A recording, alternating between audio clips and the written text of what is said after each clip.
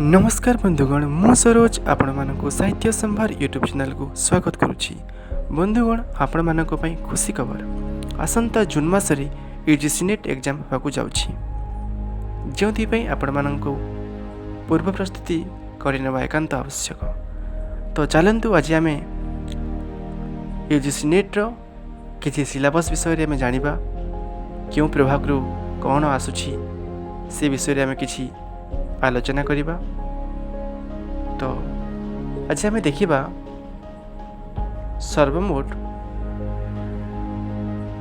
10टी unit एवं प्रत्येक unit बा विभाग रे भिन्न भिन्न विषय रे आलोचना करा जायछि। तो सर्वप्रथम आमे यूनिट 1 रे भाषा प्रभाग विषय में जानिबा। भाषा प्रभाग जेउथि आसीबो भारतीय भाषा परिवार।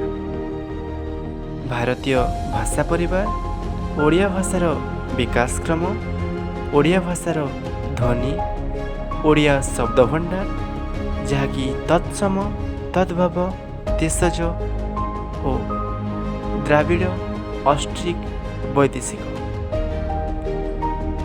एवं ओडिशार आंचलिक भाषा तत्संगे संगे ओडिया भाषार रूपतत्व जेपरिकी विशेष्य प्रकरण, सर्वनाम, क्रिया, अव्यय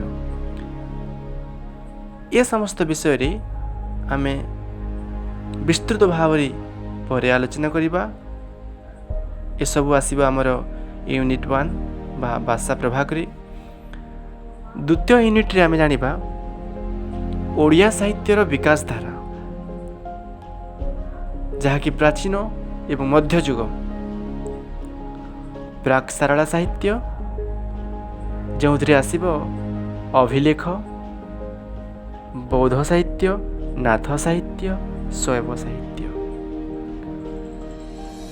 सारला और पंचशखा साहित्य विषय में आम आलोचना करिबा। रीति साहित्य, प्राचीन और मध्ययुगीय गद्य साहित्य, प्राचीन और मध्ययुगीय गीति कविता। यही गीति कविता जहाँकि आमर आसब कोइडी, चौतीसा, पदावली ये सब आम द्वितीय यूनिट रे आलोचना करिबा। तापर आम जानिबा तृतीय यूनिट रे कौन अच्छी आधुनिक ओडिया साहित्यर विकास धारा, नवजागरण पर्याय, आधुनिक शिक्षा, पत्र पत्रिका, पाठ्यपुस्तक, भाषा आंदोलन, सांस्कृतिक आंदोलन। राधानाथ राय, फकीर मोहन सेनापति, गंगाधर मिहिर, मधुसूदन राव, नंदकिशोर बल ये समस्त विषय आम एठारे आलोचना करिबा।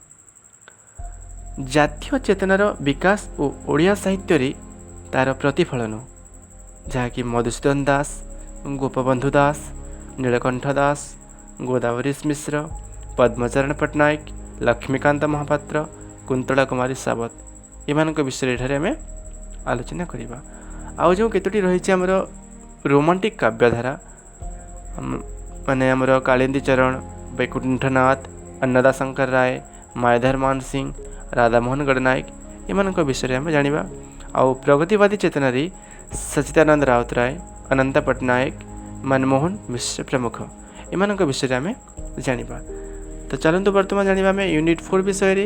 यूनिट 4 आमर आसुची स्वाधीनता पूर्ववर्ती ओडिया गद्य साहित्य, जो आमर रहिबो उपन्यास, क्षुद्र गल्प एवं प्रबंध और रम्य रचना।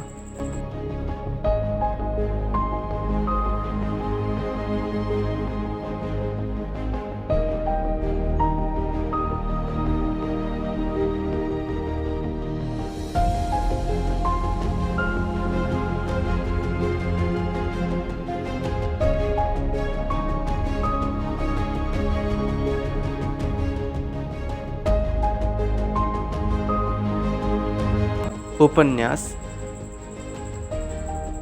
उमेश चंद्र सरकार, फकीर मोहन सेनापति, गोपाल वल्लभ दास, वैष्णव चरण दास, उपेंद्र किशोर दास, गोदावरीश महापात्र, लक्ष्मीकांत महापात्र, कुंतला कुमारी सावत, कालिंदी चरण पाणिग्राही ଏବଂ କାହ୍ନୁଚରଣ ପ୍ରମୁଖ ଏମାନଙ୍କ ବିଷୟରେ ଆମେ ଜାଣିବା ଉପନ୍ୟାସରେ। ତାପରେ କ୍ଷୁଦ୍ର ଗଳ୍ପରେ ଆସୁଛି ଆମର ସେହିପରି ଫକୀରମୋହନଙ୍କର, ଚନ୍ଦ୍ରଶେଖର ନନ୍ଦ, ଦୟାନିଧି ମିଶ୍ର, କାଳିନ୍ଦୀ ଚରଣ, ଭଗବତୀ ଚରଣ, ଗୋଦାବରୀଶ ମହାପାତ୍ର, ରାଜକିଶୋର ରାୟ ପ୍ରମୁଖ।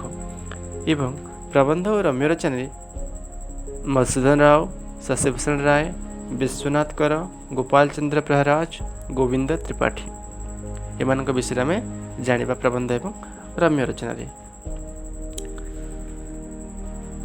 ୟୁନିଟ୍ 5ରେ ଆମର ଆସୁଛି ସ୍ୱାଧୀନତା ପରବର୍ତ୍ତୀ ଓଡ଼ିଆ କାବ୍ୟଧାରା।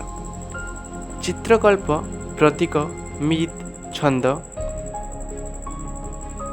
ବିନୋଦ ଚନ୍ଦ୍ର ନାୟକ, ଗୁରୁପ୍ରସାଦ ମହାନ୍ତି, ଭାନୁଜୀ ରାଓ, ବେଣୁଧର ରାଉତ, ରମାକାନ୍ତ ରଥ, ସୀତାକାନ୍ତ ମହାପାତ୍ର, ରାଜେନ୍ଦ୍ର ପଣ୍ଡା, ସୌଭାଗ୍ୟ ମିଶ୍ର, ଦୀପକ ମିଶ୍ର, ସୌରେନ୍ଦ୍ର ବାରିକ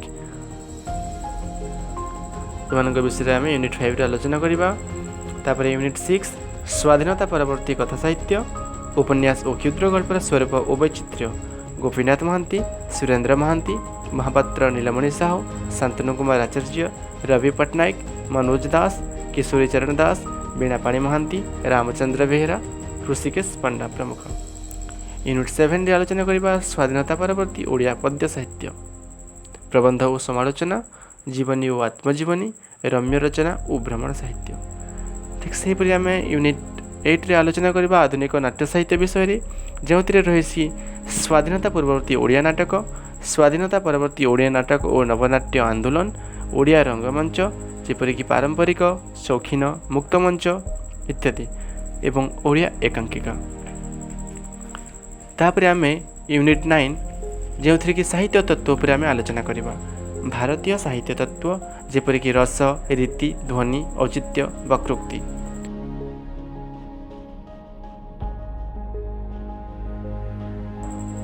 ପାଶ୍ଚାତ୍ୟ ସାହିତ୍ୟ ତତ୍ତ୍ୱରେ ରୋମାଣ୍ଟିସିଜମ୍, କ୍ଲାସିସିଜମ୍, ପ୍ରତୀକବାଦ, ଚିତ୍ରକଳ୍ପବାଦ, ଅସ୍ତିତ୍ୱବାଦ ଆଉ ବାମାବାଦ, ବିଘଟନବାଦ, ପାଠ୍ୟ ପ୍ରତିକ୍ରିୟା ତତ୍ତ୍ୱ ଏସବୁ ଆମେ ସାହିତ୍ୟ ତତ୍ତ୍ୱରେ ଆଲୋଚନା କରିବା।